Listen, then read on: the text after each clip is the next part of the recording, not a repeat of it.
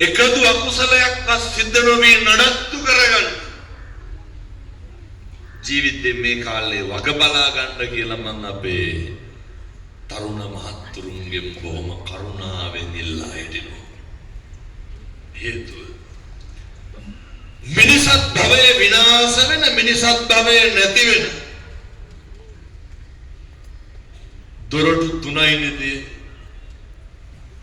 අපේ හිතයි, අපේ කයයි, අපේ වචනයයි. පළවෙනි එක අපේ හිත.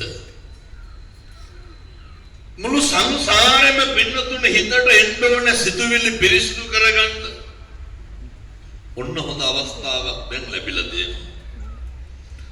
අත්වහලා තියෙනවද කුසල් රජුරුවන්ගේ රාජ්‍ය කරන කාලේ රජුරුව ගේනවා මාලිගාවට එක අන්තපුර බිසවා. ස්වාමියා මහාන වෙලා රජුරුව දවසක් නිල්මානෙල් මල් ටිකක් ගෙනල්ලා අන්තපුර බිසවරුන්ට මල් දෙක දෙනවා. එක අර මහාන වෙච්ච ස්වාමියාගේ බිරිඳට දුන්නා. මේ බිරිඳ නිල්මානෙල් මල් සුවඳ බලලා එක පාරම පින්නතුනි අඬන්න ගන්නවා.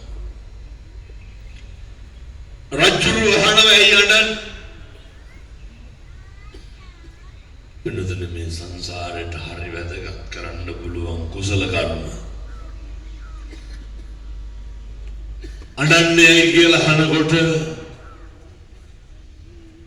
අර බිරිඳ කියනවා නිල්මානෙල් මල් සුවඳ එනකොට ස්වාමියා මතක් වුණාලු. මේක රජුරුවන්ට අරුමයක්. රජුරුව බෞද්ධ ආරාධනා කරනවා බුද්ධ ප්‍රමුඛ මහා සංඝ රත්නයට. මාලිගාවේ දානෙට ආරාධනා කරනවා. බුදුහාමුදුරුවෝ අර හාමුදුරුවෝ සේරම එක්ක වඩිනවා.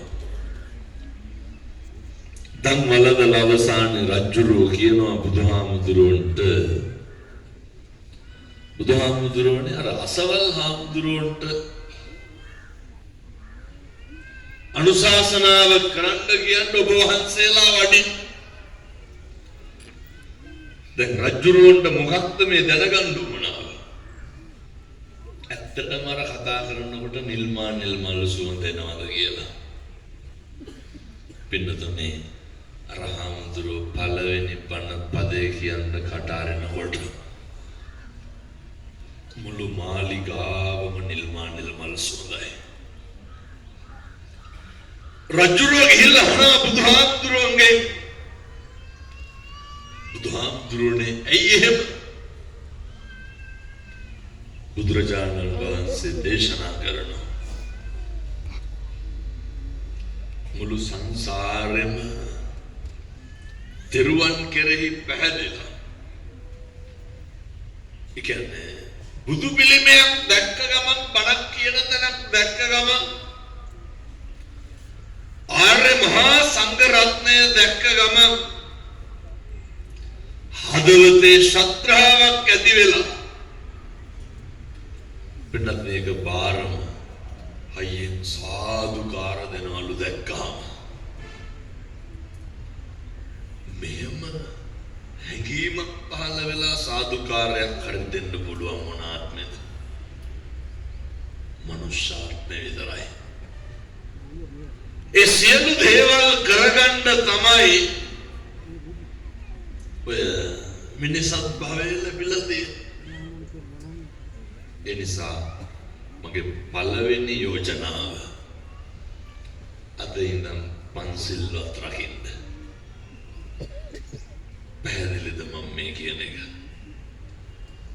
අද ඉඳන් පන්සිල්වත් රකින්න.